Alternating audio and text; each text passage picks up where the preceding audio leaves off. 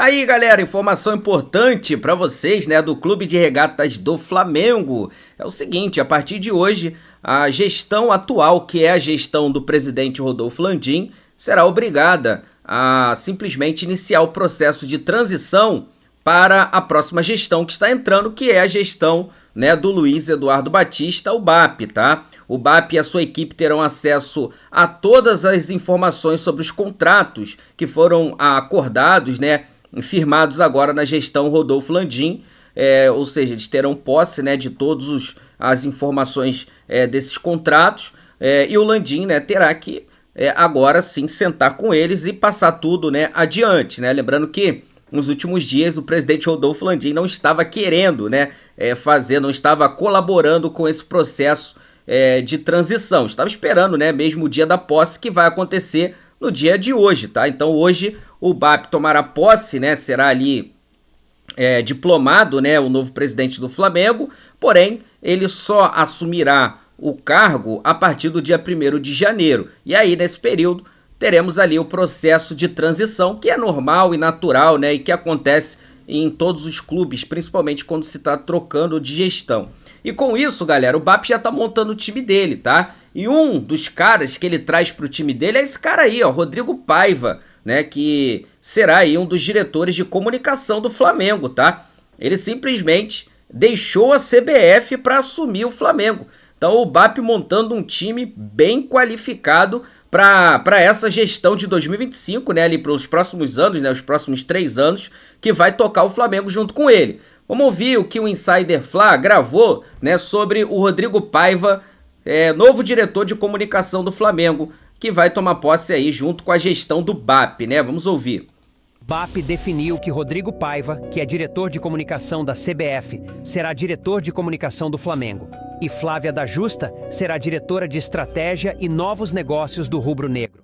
A ideia de BAP é contratar Rodrigo Paiva, que tem vasta experiência na área, inclusive trabalhando em várias Copas do Mundo pela seleção brasileira. Além disso, Rodrigo Paiva atuava como consultor de comunicação para uma série de empresas. O jornalista foi um dos primeiros a atuar no Brasil como assessor de imprensa em um clube. Nos anos 90, trabalhou no Flamengo e assessorou jogadores como Renato Gaúcho, Romário e Edmundo. Antes de chegar à CBF, Paiva foi assessor do atacante Ronaldo Fenômeno. Já para o cargo de diretora de estratégia e novos negócios, a escolhida do presidente BAP foi Flávia da Justa, que possui anos na gerência de marketing de empresas gigantes como a Petrobras e da Oi. Meu amigo, então tá aí, né? Você vendo que os caras não estão de brincadeira, né? Quando eles falaram sobre o processo de profissionalização do departamento de futebol, eles não estavam brincando, né? Se a gestão do presidente Rodolfo Landim não queria profissionalizar, né? O próprio Rodrigo Dunche falou por diversas vezes, né, que não era favorável, né, totalmente à profissionalização do departamento de futebol, devido a uma experiência antiga que eles tiveram com o Rodrigo Caetano, né, no passado, não eles, mas a gestão Bandeira de Melo.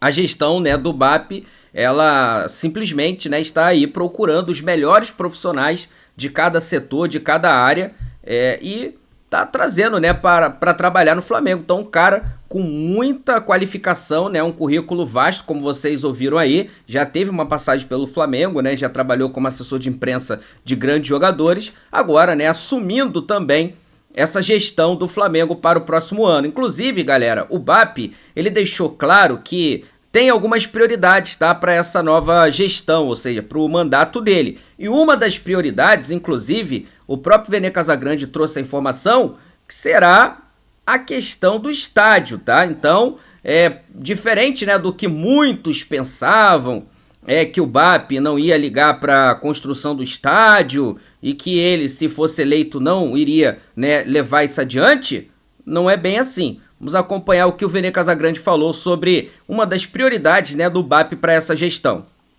Só que a futura gestão, antes de falar de contratação, tem um grande assunto para debater, porque envolve a parte financeira, que é a construção do estádio próprio. Gente, isso está na mão do Flamengo. Não tem como se livrar. Deixa isso para lá, e depois a gente pensa nisso. Não tem como se livrar. E quando eu falo se livrar, não é no sentido pejorativo da palavra não, tá, gente? Não é no sentido ruim. Mas não tem como deixar de lado. Essa será a prioridade. Tanto é que ontem Ricardo Lomba, seu eleito presidente do Conselho Deliberativo, não é nem presidente do clube, ele foi questionado sobre a construção do estádio próprio. E ele falou que o Flamengo, a futura gestão, vai correr atrás para tirar o sonho do papel. Só que precisa ter muito cuidado, porque envolve muito dinheiro. Então o Flamengo não pode falar de um investimento de 20 milhões de euros no atacante, sendo que tem antes esse assunto a ser debatido pelo conselho diretor, junto, obviamente, com o BAP. E aqui, galera, ele tá explicando, né, sobre a questão do Richarlison, né, que foi falado no Flamengo e tal. O UOL, né, trouxe a informação que o Flamengo teria oferecido 20 milhões de euros, os caras estariam pedindo 40. E aí ele tá explicando, né, que a nova gestão está focada, né, nessa questão do estádio, e não ali, né, buscar um jogador, né, por valores astronômicos, como, por exemplo, o próprio Richarlison, tá? Seus pares, todo mundo. Então, pessoal, calma, eu entendo a ansiedade de vocês, mas não dá para meter os pés pelas mãos, tem que ter muito cuidado. A saúde financeira do Flamengo em primeiro lugar, sempre, tá bom?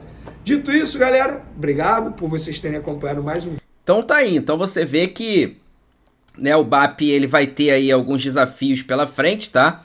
E um dos desafios dele, né, não é só buscar um substituto para o Gabigol e também tocar, né, adiante essa questão do estádio, que é muito importante, né? Não tem como não fazer. Lembrando que existe um edital, existe uma regra a ser cumprida, né? Tem um prazo e tudo isso ele vai ter que, né, levar a sério, tá? Buscar um atacante também, isso é muito sério, até porque o Flamengo tem o Pedro lesionado, o Gabigol está de saída, só que não é só isso. Por quê? Porque tá aí a informação para vocês. Ele também, galera, vai ter que ajustar a questão de alguns contratos de alguns jogadores que estão com seus contratos vencendo. Por exemplo, o zagueiro Davi Luiz, tá? O zagueiro Davi Luiz tem contrato com o Flamengo somente até o dia 31 de dezembro agora de 2024.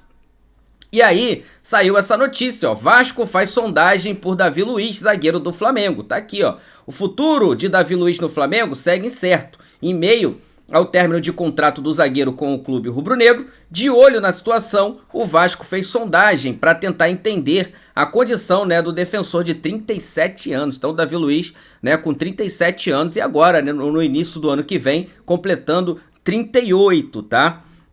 Apesar do interesse do Vasco, o futuro de Davi Luiz só será definido após a nomeação de José Boto, novo diretor de futebol do Flamengo. Assim, o zagueiro de 37 anos será avaliado pelo dirigente e pela nova gestão liderada, né, por Luiz Eduardo Batista, o BAP. Então, o contrato do Davi Luiz só será renovado ou não após a chegada, né, do novo diretor do Flamengo, que é o José Boto, né? O José Boto que inclusive já se despediu, tá, do clube ao qual ele estava lá na Croácia, né? Os jogadores inclusive fizeram uma homenagem para ele, entregando uma camisa, né, toda autografada, né? Foi bem legal, foi bem bacana.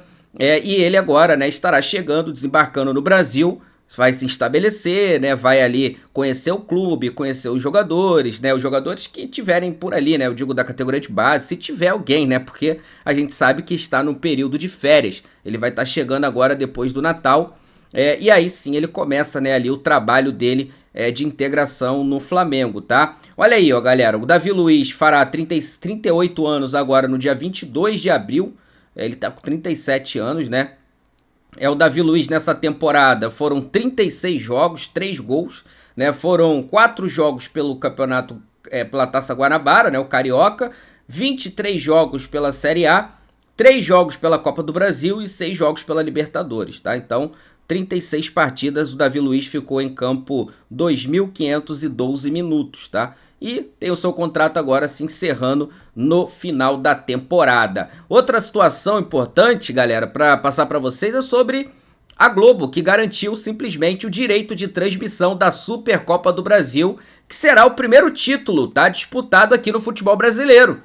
Parceiro, ou o Flamengo ou o Botafogo, um dos dois clubes, né, será aí o campeão da Supercopa e será o primeiro campeão aí de 2025, tendo em vista que essa competição ela será disputada no dia 2 de fevereiro, lá em Belém do Pará, no estádio do Mangueirão, tá? O Flamengo que já venceu essa edição em 2020, já venceu essa edição também em 2021 e agora, né, busca o tricampeonato, enquanto o Botafogo vai buscar aí, né, tentar buscar esse título inédito, tá? E a Globo garantiu aí por 3 temporadas esse direito, né, de transmitir a Supercopa do Brasil. Ou seja, teremos, tá, a transmissão da Supercopa do Brasil em canal aberto, tá? Vai ser transmitido em canal aberto. Tá ali, ó. A Globo fechou acordo com a Confederação Brasileira de Futebol e garantiu os direitos de transmissão da Supercopa do Brasil pelos próximos 3 anos. Assim, a decisão de 2025, que será entre Flamengo e Botafogo,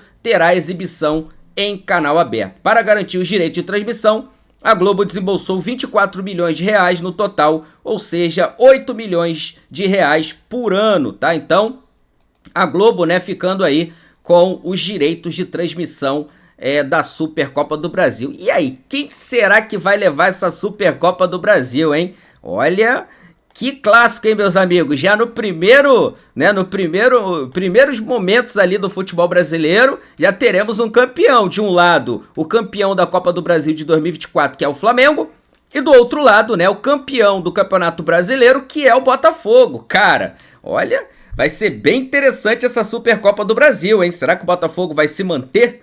Vai conseguir manter ali aquele elenco forte? E o Flamengo, será que vai se reforçar a altura para esse confronto? Agora, olha essa daqui, galera. Quem foi, né, o melhor lateral do Flamengo em 2024? Cara, essa tá fácil, né? Eu acho que essa daí tá muito fácil.